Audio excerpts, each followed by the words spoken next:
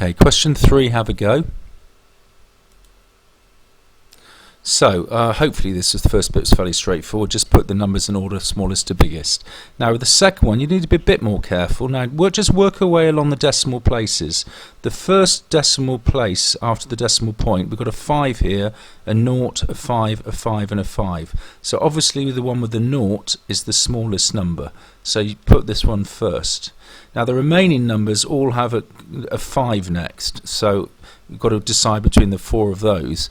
Now 0.5 and 0.506, which is the smaller? Well, think about the 0.5 as actually being 0.500. So you can actually see that's slightly smaller than this one, and then 0.55 is smaller than 0.57. Hopefully with the third one you're okay. Remember the way the number line works, from 0 that we go minuses to the left and we get pluses to the right. So minus 11 is smaller than minus 7.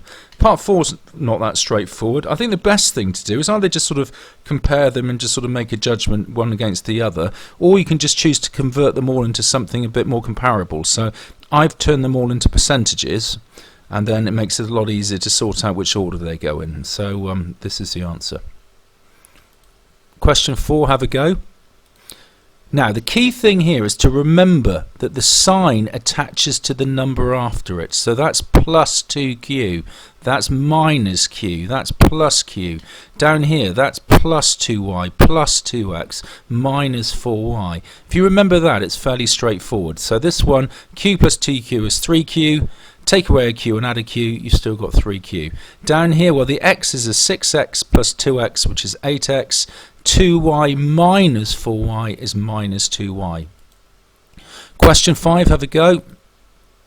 So, first of all, do the claw to expand and get rid of the brackets. 4 times 2x is 8x, 4 2s are 8. Now we want to get all our x's on one side, they're fine where they are, and all the numbers on the other, so we're going to get all the numbers on this side. How do we undo an adding of 8? We take away 8, giving us this. How do we undo this timesing by 8? We divide by 8.